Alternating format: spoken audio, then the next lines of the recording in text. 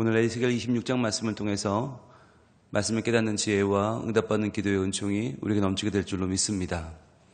지금 에스겔 선지자는 하나님의 말씀을 받아서 이스라엘뿐만 아니라 이스라엘 주변 국가들에 대한 열방의 심판을 선포하고 있습니다. 이것은 하나님이 이스라엘만의 지역신이 아니고 모든 나라, 모든 열방을 다스리고 그들의 앞날을 열어가시는 유일하신 하나님이심을 보여주는 것이라고 했습니다. 그 가운데서 오늘은 두로에 대한 하나님의 심판이 등장하는데, 재미있는 것은 어제 25장은요 한 장 속에 암몬, 모압, 에돔, 블레셋까지 네 나라에 대한 심판이 나왔어요.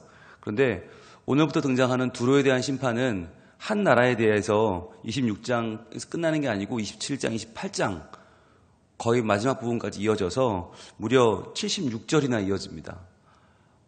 굉장히 중요한 심판의 예언인데, 우리들이 왜 그러면 두로에 대해서는 이렇게 하나님이 심각하게 말씀하시나, 왜 그렇게 많은 장수와 많은 절수를 할애하셔서 말씀하시나, 우리가 정신을 바짝 차리고 볼 필요가 있습니다. 보겠습니다. 1절, 열한째 해 어느 달 초하루에 여호와의 말씀이 내게 임하여 이르시되. 자, 노란색 드시고 표시하겠죠? 여호와의 말씀이 내게 임하여 이르시되.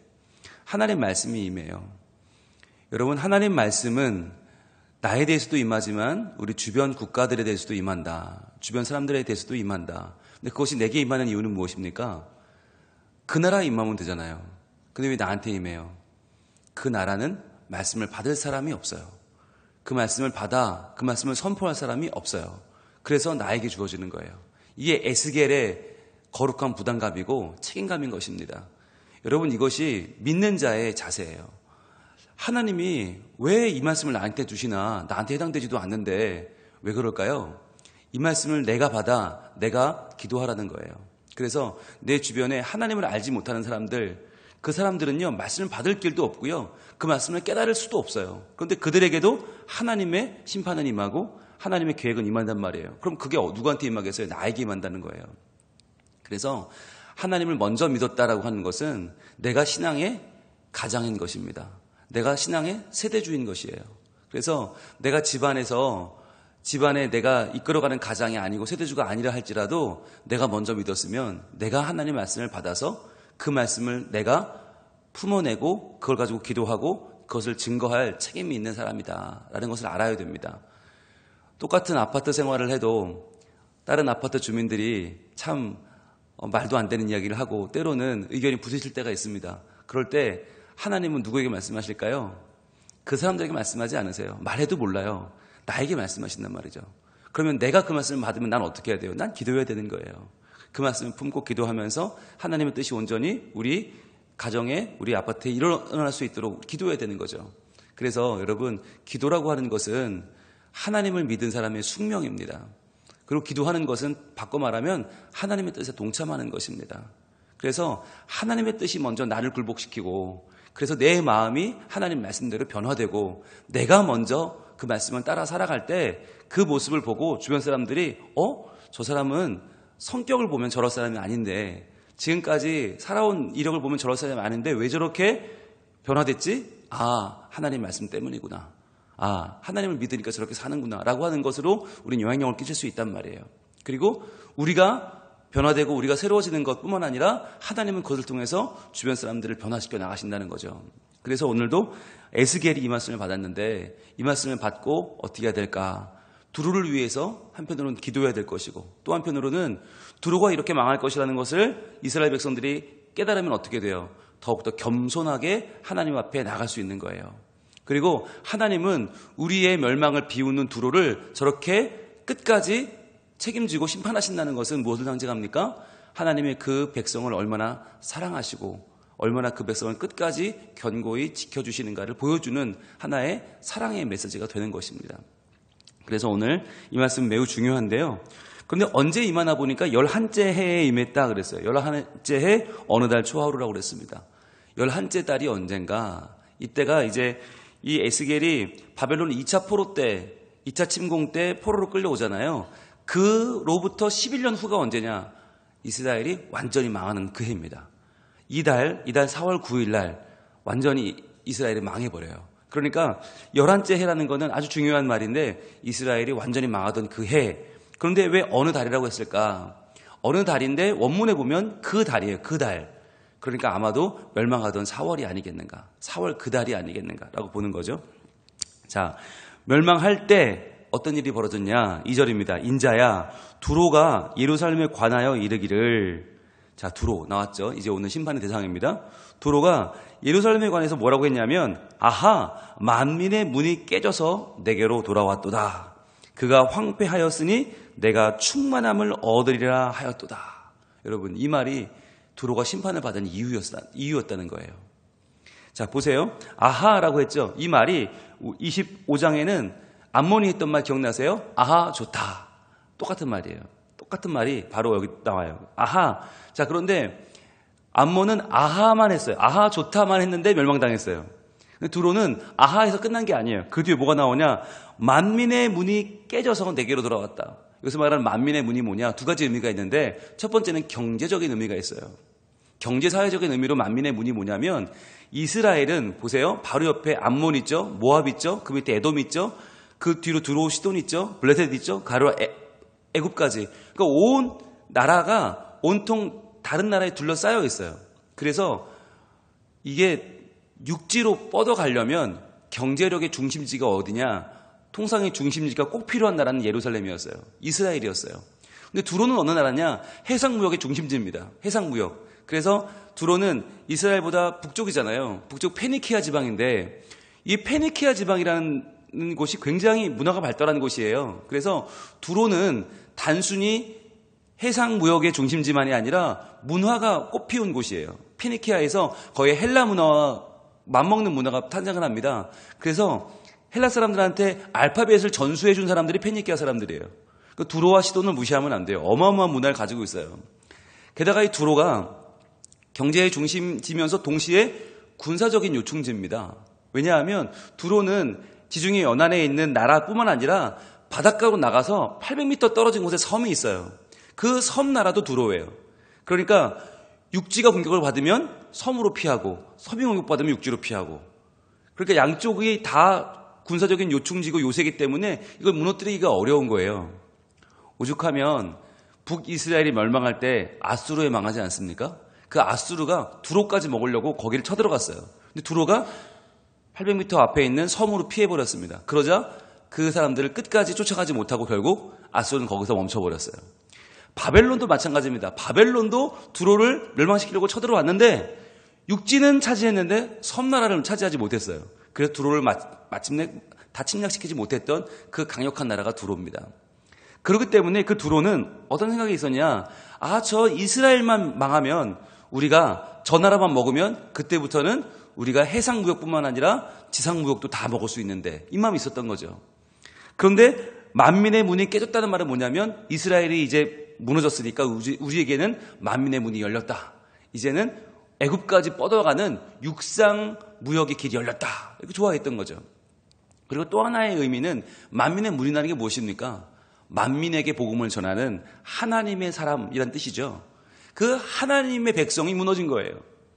그러니까 이제 뭐예요? 우리가 그 역할을 할 것이다.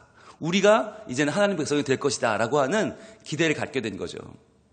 그러면서 뭐라고 해요? 그가 황폐하였으니 내가 충만함을 얻으리라 하였도다. 여러분 이게 얼마나 패역한 일입니까? 여러분 이게 남이 잘못됐을 때 암몬처럼 그냥 아하 좋다 한마디만 해도 멸망당해버렸는데 두로는 야 그들이 황폐해버렸으니까 이제는 우리가 충만하게 될 거야 라고 하는 헛된 기대를 가졌다가 이들이 심판을 받게 됩니다. 여러분 이게 굉장히 중요한 말인데요. 하나님을 믿는 사람들이 망하면 그들이 문제를 겪으면 그러면 우리가 잘 될 것이다. 여러분 이 마음 갖는 사람들이 누군가요? 하나님 믿는 사람들이 곤란당하면 어려움 당하면 우리가 잘 될 거야. 이게 누가 갖는 생각이에요? 이게 이단 사이비가 갖는 생각이에요.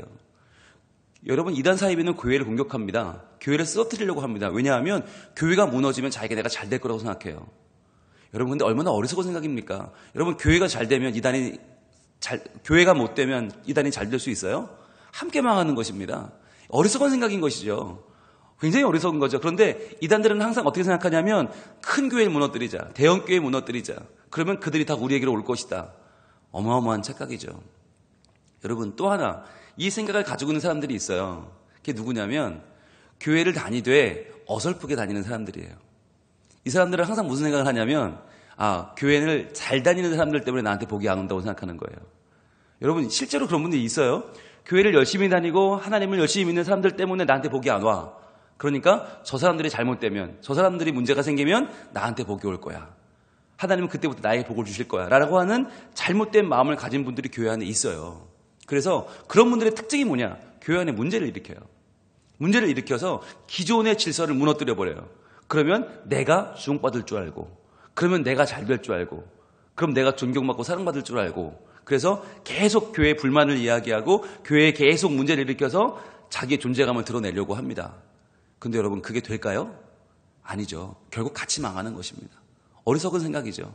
오늘 이 두로가 그런 거예요. 두로는 하나님 앞에서 절대로 신앙적인 변화를 가지지 않아요. 나는 하나님을 바르게 믿을 생각이 없어요. 나는 하나님을 믿어 절대로 내 자신의 어떤 것을 양보하고 헌신하고 자기 부인할 마음이 이만큼도 없어요. 그러면서 내가 잘 되는 방책으로 뭘 생각했어요? 이스라엘이 망하는 거. 하나님 백성이 망하면 내가 잘 되겠지라고 하는 어리석은 생각을 품은 거예요. 여러분, 이것은 하나님 앞에 큰 범죄입니다. 이게 얼마나 큰 범죄인지 하나님은 무려 76절에 걸쳐서 그 두로를 완전히 끝까지 심판하시겠다고 말씀하시는 거예요. 굉장히 무서운 범죄인 거예요. 여러분, 신앙생활을 잘하는 방법은 내가 나를 돌아보고 하나님 앞에서 하나님 말씀으로 나를 깨끗하게 하는 것밖에 없어요. 나를 깨끗게 하신 예수 그리스도의 보혈을 의지하는 것밖에 없고, 내가 내 자신을 철석 부인시키고 내가 자기를 부인하고 하나님의 뜻을 구하는 것밖에 없어요. 그런데 잘못된 어떤 사람들은 교회 안에 누가 쓰러지면, 누가 무너지면, 누가 잘못되면 내가 그때부터는 사랑을 받을 거야. 내가 그때부터는 힘을 얻을 거야. 교회 안에 패권주의를 가져와서 정치적으로 교회 생활을 하는 분들이 있단 말이에요. 아주 위험한 생각이죠. 그렇게 되면 힘겨루기가 되고, 그렇게 되면 무조건 반대를 위한 반대를 해요. 교회가 정치판이 돼버려요. 그러면서 전화하고 찾아가고 사람들을 꼬시고 내 편을 만들고, 여러분, 이런 교회가 너무 많아요. 너무 많아요. 그러니까 교회 오는 게 즐겁지 않죠. 교회 오는 게 짜증나고, 교회 오는 게 불평이 생기고, 교회 오는 게 천국 같지 않은 거예요. 그러니까 차라리 세상이 낫다. 다 교회를 떠나는 거예요. 결국 교회가 사분오열되고 교회는 힘을 잃게 되는 거죠. 그래서 우리가 이 두로가 왜 하나님이 이렇게 두로를 싫어하시나 분명히 알 필요가 있어요. 하나님 백성이 지금 바벨론에게 멸망합니다. 그때 두로가 어떻게 했어야 되는가? 그것을 힘을 합해서 같이 맞서 싸우든지, 아니면 적어도 이 일을 가슴 아파했어야 돼요.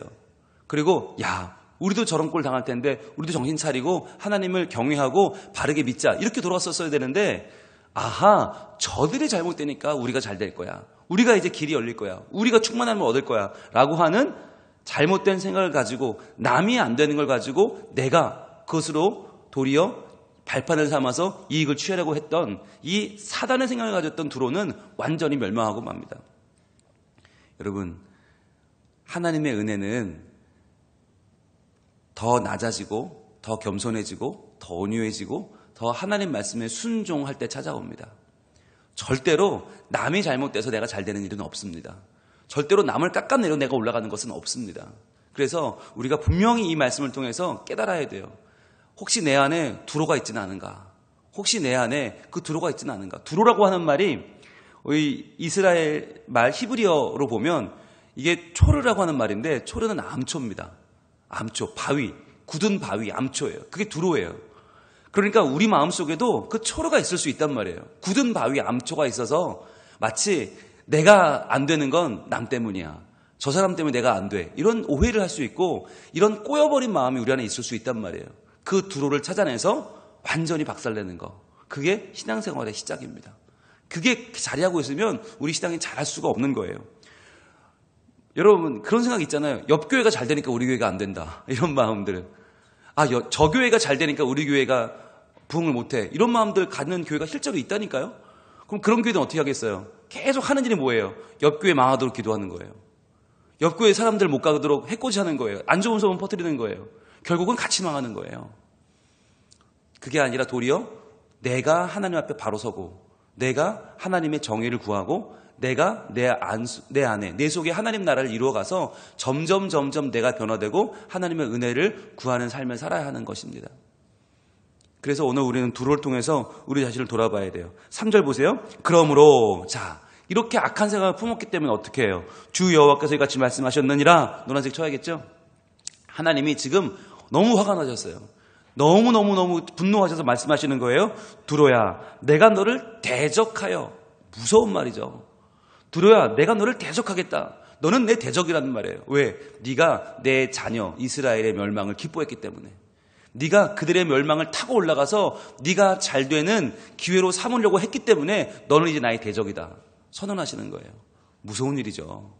두로는 내가 잘 됐다. 이제 내가 클 거야. 난 하나님의 백성이 될 거야. 내가 만민의 문이 될 거야. 라고 좋아했지만 하나님은 도리어 아니라는 거죠. 함께 망한다는 거예요. 너를 대적하여 바다가 그 파도를 굽이치게 함같이 여러 민족들이 와서 너를 치게 하리니. 자, 그동안 두로가 이 바다를 활용해서 얼마나 많은 돈을 벌었습니까? 이 바다를 활용해서 얼마나 많은 군사적인 이익을 얻었습니까? 그런데 바로 그 바다에 파도가 굽이치는 것처럼 파도가 계속 밀려오잖아요. 그것처럼 내가 여러 민족들이 와서 너를 치게 할 것이다. 이 말씀 그대로 아수르가 그를 치고요. 바빌론이 그를 치고요. 계속 민족들이 그를 치게 됩니다. 그를 치게 할 것이다. 근데 이것을 그냥 그들이 와 친 게 아니라 누가 하셨다는 거예요? 하나님이 하셨다. 하나님이 그들을 치게 하셨다는 것입니다. 하나님이 그것을 하겠다는 거예요. 그래서 4절, 그들이 두로의 성벽을 무너뜨리며 그 망대를 헐 것이요. 자, 두로가 자랑하는 성벽 무너뜨려 버릴 것이다. 그 망대, 섬에 있는 망대도 헐어버릴 것이다. 그들의 자랑거리, 바다의 파도, 그들이 자랑하는 이 모든 군사적인 요충지를 하나님은 부셔버릴 것이다. 그들의 자랑이 그들의 수치가 되게 만들 것이라는 거예요. 여러분, 이것이 하나님의 심판입니다. 나도 티끌을 그 위에 쓸어버려 맨바위가 되게 하며. 자, 여러분, 이 말씀이 무슨 말인지 알겠죠? 바다에 있는 그 800m 떨어진 두로의 섬 있잖아요. 그 섬 지역을 하나님이 티끌을 조차 쓸어버리겠다. 완전히 없애버리겠다. 그래서 맨바위가 되게 하겠다. 그 위에 모든 군사적인 시설과 모든 벽을 헐어버려서 아예 맨바위가 되게 하겠다는 거예요. 이제 바위만 하나 덩그러니 있도록 그 두로의 섬을 만들어버리겠다. 그렇게 해서 5절, 바다 가운데에 그물 치는 곳이 되게 하리니 내가 말하였음이니라. 자, 그 맨 바위를 그물 치는 곳이 되게 한대요. 이게 무슨 말이에요? 그물 넣는 곳이죠. 이렇게 해변에 가면 넓은 바다 위에 그물 열어놓잖아요. 그렇게 만들어버리겠다는 거예요. 사람이 살 수 없는 곳, 도저히 아무도 거할 수 없는 곳, 어부들이 아무나 와서 그물을 말리는 곳을 내가 만들어버리겠다라고 하는 거예요. 처참한 말씀이죠. 그러면서 내가 말하였음이라. 노란색 쳐보세요. 하나님의 말씀이 이루어진다는 거예요. 하나님의 말씀하신다. 그 말씀은 이루어진다. 그러면서 주 여호와의 말씀이니라. 또 나왔죠? 또 노란색 치시고. 주 여호와의 말씀이니라. 그가 이방의 노략거리가 될 것이요. 이방은 노략질하던 그 두로가 이제는 노략거리가 된다.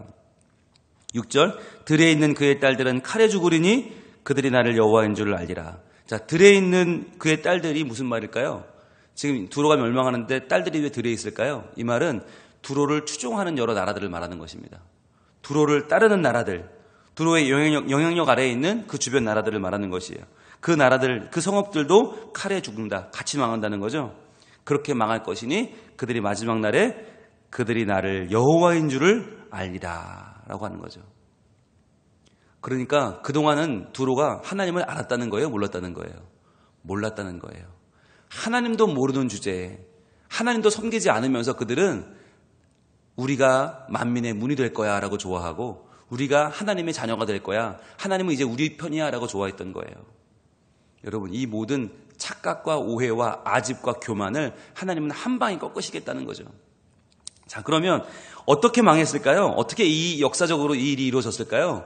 아수르도 못했고 바벨론도 못한 그 일을 누가 했을까요? 바로 알렉산더 대왕이 합니다. 알렉산더 대왕이 두로를 쳐들어왔을 때 어떻게 했냐? 두로의 본토와 두로의 섬까지 있는 매립지를 만들어버려요. 그냥 거기 흙을 다 엎어서 어마어마한 헬라 군인들이 거기를 다 연결시켜버려요. 800m를 다 메꿔버려요. 그리고는 말로 쳐들어가서 그 섬을 무너뜨려버립니다. 두로 그렇게 망합니다. 하나님의 말씀이 실제로 이루어졌던 것이죠. 두로는 자신만만했어요. 야, 아수르도 못했고 바벨론도 못한 걸 누가 해? 아무도 못해. 우리는 아무도 못 건드려. 그런데 알렉산더 대왕의 헬라 제국이 길을 만들어서 그 섬을 무너뜨려 버립니다. 아무도 생각하지 못한 그 일을 어떻게 가능하게 했을까? 이것을 성경은 하나님이 그들을 대적하셔서, 하나님이 그들의 대적이 되셔서 그들을 멸망시켰다라고 말씀하고 있는 거예요. 그들은 교만했지만, 누구도 우리를 멸망시킬 수 없어 라고 자신했지만 그들은 철저히 하나님 앞에 대적이 되어서 멸망하고 말았습니다. 오늘 우리가 하루를 살아가면서 과연 우리 마음속에 있는 두려움은 없는가? 과연 내가 하나님 앞에 온전히 깨어지지 않고 온전히 낮아지지 않고 하나님을 온전히 의지하지 않으면서 저 사람 때문에 내가 안 되는데, 저 교회 때문에 우리 교회가 안 되는데, 저들 때문에 우리가 지금 안 되는데 라고 하는 잘못된 생각 갖고 있는 것은 없습니까? 오히려 우리가 서로를 사랑해야 되고요. 서로 잘 되기를 위해 기도해 줘야 되고요. 우리가 오히려 서로 지지하고 응원해서 저 사람이 잘 돼서 나도 잘 되는, 우리가 함께 잘 되는 길을 찾아 나가야 할 줄로 믿습니다. 하나님은요, 상생의 하나님이십니다. 하나님은 모든 만물의 주인이십니다. 하나님은 절대로 누가 잘못돼서 누가 잘 되는 그런 방법을 택하시지 않습니다. 오늘 우리가 기도할 때 혹시라도 우리 마음속에 서운하게 생각하는 사람이 있다면 그 사람 위해 기도하면 좋겠어요. 혹시라도 내 마음속에 저 사람 때문에 내가 안 돼, 이런 마음이 있다면, 잘못된 경쟁 구도로 내 삶을 이해하는 부분이 있다면 온전히 내려놓기를 원합니다. 그래서 하나님 앞에 은혜를 구하기 원합니다. 하나님, 함께 잘 되는 길을 열어주옵소서. 예수 그리스도의 보혈의 능력으로 우리가 다 새로워져서 하나님의 자녀가 되어 하나님의 은총을 얻고 하나님을 기쁘시게 하는 주의 백성이 되게 해주시옵소서. 그래서 우리 가정 안에서도 화평이 이루어지고 우리 구역 안에서, 우리 일터에서, 우리 교회에서 온전한 하나님의 평화가 이루어져서 하나님 나라가 이루어지는 우리의 삶이 되기를 하나님은 원하고 계십니다. 기도하겠습니다. 하나님, 두로는 그 이름 그대로 거대한 암초처럼 이스라엘이 멸망하는 것을 보고 기뻐 뛰며, 이제는 내가 하나님의 복을 받겠지, 이제는 내가 만민의 문이 되겠지, 이제는 내가 그 복을 다 차지하겠지라고 하는 오만과 착각, 아집 속에 빠져 살았습니다. 그래서 결국 그들은 완전히 초토화되고 멸망하고 말았습니다. 하나님, 우리의 마음속에 이런 잘못된 것은 없습니까? 하나님, 다른 사람 때문에 그렇다고 핑계를 대면서 남 탓을 하면서 나의 어리석음과 게으름과 부족함을 만회해 보려는 그러한 남에게 미루는 마음을 갖고 있지 않습니까? 하나님, 이 시간 온전히 우리 자신을 회개하고 하나님 앞에 오직 믿음을 구하며 오직 은혜와 은총을 구하며 나아가길 원하오니 하나님이 우리를 새롭게 하여 주시옵소서. 그리하여 하나님의 은총을 구하여 함께 잘 되는 길을 가기 원하오니 하나님, 우리 교회와 이웃교회가, 우리 집과 옆집이, 우리 기업과 다른 기업이, 또한 우리와 우리의 모든 하나님의 자녀들이 한 마음이 되어서 함께 은혜 받고 함께 새로워지는, 그리하여 함께 하나님 나라를 이루어가는 거룩한 믿음의 공동체가 되게 하여 주시옵소서. 오늘도 믿음을 가지고 나와 구하는 성민 가족들의 기도를 들어주시되, 하나님, 어제 우리 청소년부 수련회 잘 마치고 집으로 잘 복귀할 수 있도록 도와주셨으니 감사합니다. 하나님께서 주신 은혜를 잘 간직하고 우리 청소년들이 믿음의 다음 세대 되게 하시고 하나님을 언제까지나 찬양하고 기뻐하며 주께 영광을 돌리는 믿음의 리더들이 다 될 수 있도록 도와주시옵소서. 또한 이제 남은 우리 캄보디아 단기 선교와 일본 비전 트립, 그리고 우리 청년부 수련회까지 하나님께서 모든 준비 과정 가운데 함께 하시고 도우시고 역사하셔서 우리 성민의 여름 사역이 은혜 중에 감사로 마칠 수 있도록 도와주시옵소서. 오늘도 많은 기도 제목 가지고 나왔습니다. 하나님 들어주시고 응답하시고 우리 모두 하나님 나라를 이루어가는 거룩한 주의 백성이 되게 하옵소서. 예수님 이름으로 기도합니다. 아멘.